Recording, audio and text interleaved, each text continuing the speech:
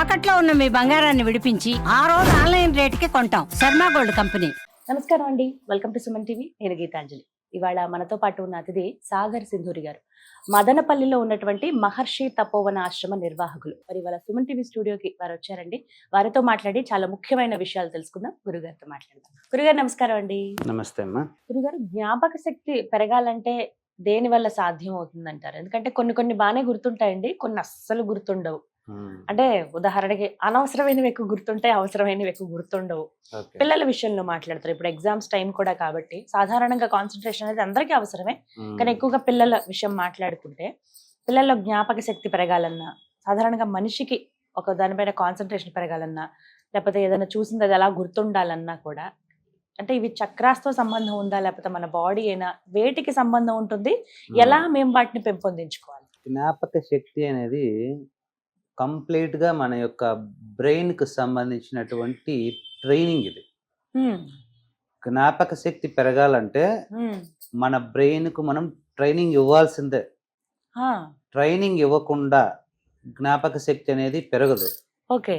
ఎందుకంటే నార్మల్ గా అయితే నీకు ఎంత శక్తి అవసరమో దాంతోనే రన్ అవుతూ ఉంటుంది. ఇంకా మనకు వ్యాస్ట్ గా మెమరీ పవర్ కావాలన్నప్పుడు మనం బ్రెయిన్ కి ట్రైనింగ్ ఇవ్వాల్సి ఉంటుంది.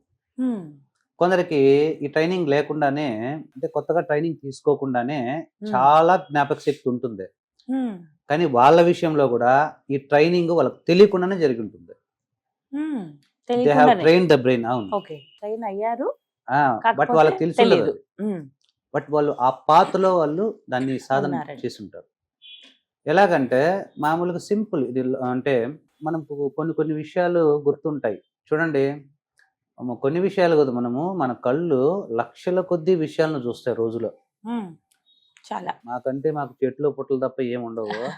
మీకు ఇక్కడ ఏంటంటే లక్షల కొద్ది వాహనాలు, మనుషులు, బిల్డింగులు. ఓకేనా? ఇన్ని లక్షల ఇన్పుట్ వచ్చినప్పుడు బ్రెయిన్ అన్నిటినీ తీసుకుంటే 2 రోజుల్లో మెమరీ ఫుల్ అయిపోతుంది.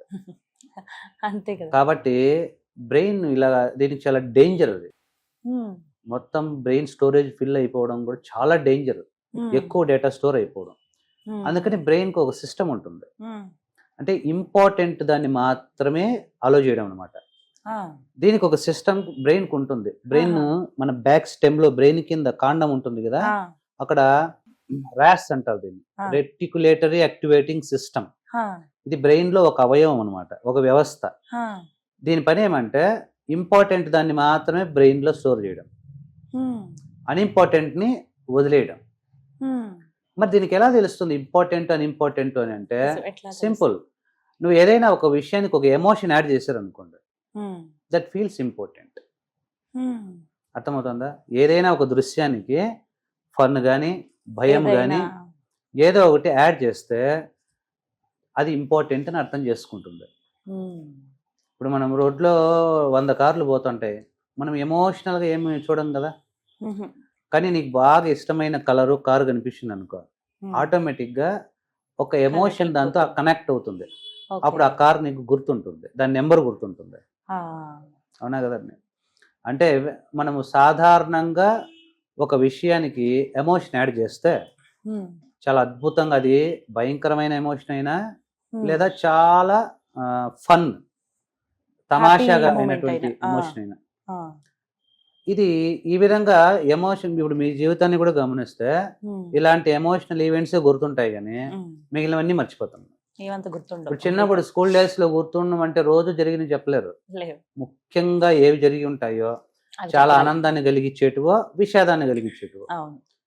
అంటే ఏమంటే ఈ రాస్ అనేది బ్రెయిన్ కు ఎమోషనల్ అటాచ్మెంట్ ఉన్నటువంటి విషయాన్ని స్టోర్ చేసుకుని మీదన్నిటిని వదిలేస్తుంది. This is the key point అనమాట. బ్రెయిన్ బాగా గుర్తు పెట్టుకోవాలంటే ఒక ఎమోషన్ ఉండాలా. ఎమోషన్ ఉండాలంటే బ్యాడ్ ఎమోషన్ ఉండకూడదు మళ్ళీ. ఓకేనా? ఎందుకంటే హ్యాపీ ఎమోషన్ కావాలా. అంటే దానికి ఏమంటే ఫన్, తమాషా. ఫన్ అనేది మన బ్రెయిన్ కి చాలా నచ్చుతుంది అనమాట. ఇష్టం. ఎందుకంటే నవ్వడం ప్రపంచంలో అందరికీ ఇష్టం. అవునా కదమ్మా? భయపడడం కానీ, ఏడవడం కానీ, టెన్షన్ పడడం కానీ ఇవి ఇష్టం ఎవరికి ఉండవు. అది ఆటోమేటిక్ గా రిజెక్ట్ చేస్తాం. మన మైండ్ రిజెక్ట్ చేస్తుంది. కానీ భూమి మీద ప్రతి ఒక్కడు నవ్వాలనుకుంటాడు సంతోషంగా. కాబట్టి ఫన్ ఉన్నటువంటి ఈ యొక్క ఏదైతే విషయాలు ఉంటాయో అవి చాలా కాలం పాటు గుర్తుపెట్టుకుంటాయి. ఇప్పుడు మీరు పిల్లలకి ఇప్పుడు మ్యాథమెటిక్స్ నేర్చుకోవాలా, లేదంటే హిస్టరీ నేర్చుకోవాలా, పలానా రాజు పలానా సంవత్సరంలో పలానా రాజ్యానికి రాజు అయినాడు, పలానా యుద్ధం జరిగింది, దీంట్లో ఫన్ ఏముంటుంది? చాలా సీరియస్నెస్ ఉంటుంది. అందుకే మనము సినిమాలు అయితే బాగా గుర్తుంటాయి మనకి. ఎందుకు? ప్రతి సీన్కి ఒక ఎమోషన్ ఉంటుంది. టెక్స్ట్ బుక్ లో ఏముంటుంది emotion? Science, maths, English, grammar, భయంకరమైనటువంటి బోరు. బ్రెయిన్ రిజెక్ట్ చేస్తూ ఉంటుంది దాన్ని ఎప్పుడు. మరి దాన్ని గుర్తుపెట్టుకోవాలంటే మన టెక్స్ట్ బుక్ లో ఉన్నటువంటి టెక్స్ట్ ఉంటుంది కదండి, దాన్ని మనము పిక్చర్ లేకి కన్వర్ట్ చేసుకుంటాం. మన బ్రెయిన్ ఏ విషయాన్నైనా ఎలా గుర్తుపెట్టుకుందంటే అది పిక్చర్ లేక మార్చుకుంటుంది. ఫస్ట్ సౌండ్ చేసిన ఎక్కడో కుక్క మురిగిన సౌండ్ మనకు కుక్క బొమ్మ కనిపిస్తుంది ఆటోమేటిక్ గా. అంటే ప్రతి దాన్ని పిక్చర్ లోకి మార్చుకొని తప్ప అది స్టోర్ చేసుకోలేదు. మనం బ్రెయిన్ కి ఇచ్చే ట్రైనింగ్ ఏంటంటే ఈజీగా పిక్చర్ లేక మార్చుకోవడం అనే ట్రైనింగ్ ఇస్తాం అనమాట. ఇప్పుడు నాది ఒక కోర్స్ ఉంటుంది, వండర్ మెమరీ పవర్ అని, www.sagarsinghri.com. దాంట్లో ఉంటుంది. దాంట్లో ఏమంటే అది హిస్టరీ అయినా, మ్యాథ్స్ అయినా, ఫిజిక్స్ అయినా ప్రతి టెక్స్ట్ ని పిక్చర్ లో కన్వర్ట్ ఎలా చేయాలి, ప్లస్ ఆ పిక్చర్ కు ఒక మంచి ఎమోషన్ ని, ఫన్ ని ఎలా యాడ్ చేయాలి, అలా చేసి ఎలా విజువలైజ్ చేసుకోవాలి బాగా. అప్పుడు ఆటోమేటిక్ గా గుర్తుండిపోతాయి. పెద్ద పెద్ద టెక్స్ట్ బుక్లు అయినా సరే ఆ టెక్స్ట్ బుక్ అంతా కలిపి మనం ఒక కథలాగానో ఒక చిన్న గుర్తుంటాయి. Even you can remember entire dictionary also.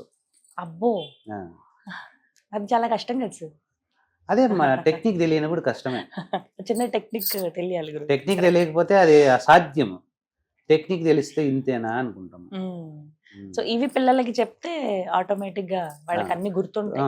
ఇప్పుడు ఆ కోర్సెస్ లో టెక్స్ట్ ని, నెంబర్స్ ని ఏ విధంగా పిక్చర్ లేక మార్చుకొని పిల్లలు చదివి ఎంత చదివినా మర్చిపోకుండా గుర్తుపెట్టుకుంటారు. టెక్స్ట్ వెంటనే మర్చిపోతారు, ఓకేనా. కానీ పిక్చర్స్ విజువలైజేషన్ ఎందుకంటే ఎస్పెషల్లీ మామూలు ఒక విద్యార్థి బట్టి చదివితే కనుక ఆ డేటా లెఫ్ట్ బ్రెయిన్ ప్రాసెస్ చేస్తుంది. ఇది లాజికల్ బ్రెయిన్, ఇది క్యాలిక్యులేషన్ చేయడము దానిపైన అదే. బట్ ఎవరైతే కళ్ళు మూసుకొని విజువలైజ్ చేస్తారో వాళ్ళ creative brain, right side brain దాన్ని ప్రాసెస్ చేస్తుంది. అందుకే బట్టిండే వాళ్ళు లైఫ్ లో పెద్దగా ఎదగలేరు. ఎవరికైతే విజువలైజేషన్ ఉంటుంది, క్రియేటివ్ రైట్ సైడ్ బ్రెయిన్ వాడతారో వాళ్ళు చాలా పెద్ద directors, music directors, authors, creative field ఎక్కువ ఉంటారు కదండి. ఎందుకంటే they are using their right brain. నువ్వు ఎప్పుడు రైట్ బ్రెయిన్ యూజ్ చేస్తావంటే కళ్ళు మూసుకొని ఊహాశక్తిని ఆన్ చేసినప్పుడు. ఈ విధంగా పిల్లలకు సంబంధించిన పాఠ్యాంశాలని విజువలైజేషన్ గా మార్చి ఎక్కువ కాలం గుర్తుపెట్టుకున్నట్టు చేస్తాం.